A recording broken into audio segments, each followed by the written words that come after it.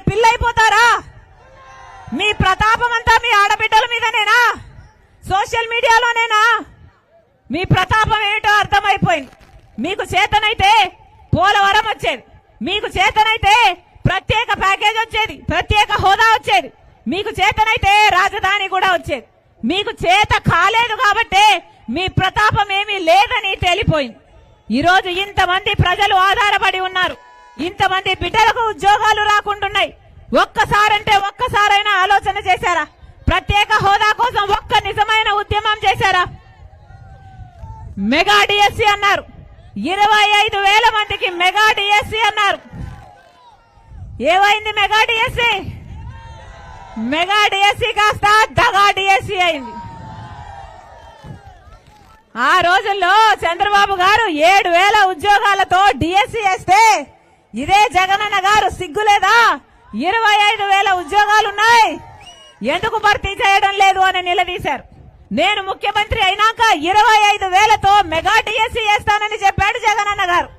మరి ఈయన ముఖ్యమంత్రి అయ్యారు కదా, ఏమైంది మెగా డిఎస్సి? ఈ రోజు 30,000 ఉద్యోగాలు ఖాళీగా ఉన్నాయి, డిఎస్సి ఉద్యోగాలు భర్తీ చేయొచ్చు. మెగా డిఎస్సి వేయకపోగా ఈ రోజు 6,000తో ఒక దగా డిఎస్సి వేశారు. అది కూడా ఎలక్షన్లకు ముందర వేశారు. 5 సంవత్సరాలు ఒక్క జనవరి 1 రోజున జాబ్ క్యాలెండర్ వేయలేదు, ఒక్క రోజు కూడా ఒక్క మాట నిలబెట్టుకోలేదు.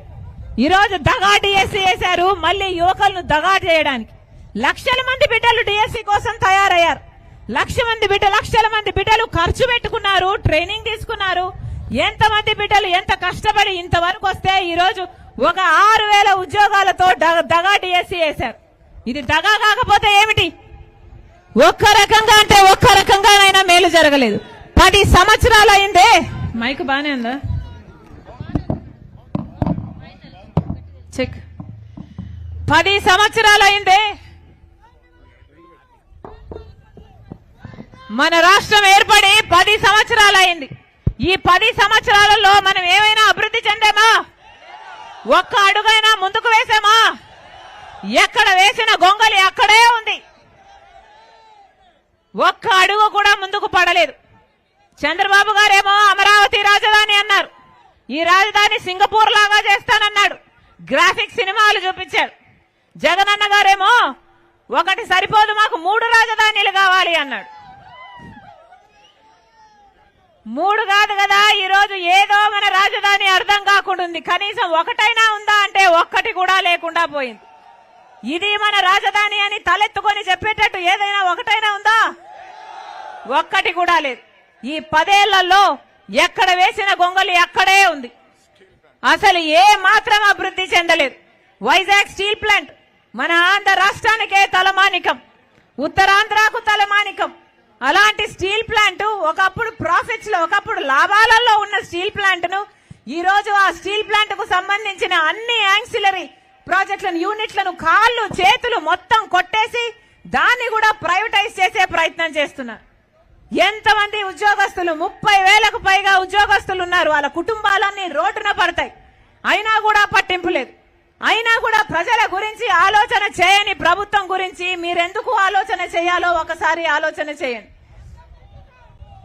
రాజశేఖర రెడ్డి గారి ఆశయాలను నిలబెడుతున్నామంటున్నారే, రాజశేఖర రెడ్డి గారి ఆశయాలు అంటే మాట తప్పకుండా ఉండడము, మడమ తిప్పకుండా ఉండడం. అలాంటిది జగనన్న గారు ఏమన్నారు? పూర్తి మద్యపాన నిషేధం అన్నారు. అన్నారా లేదా?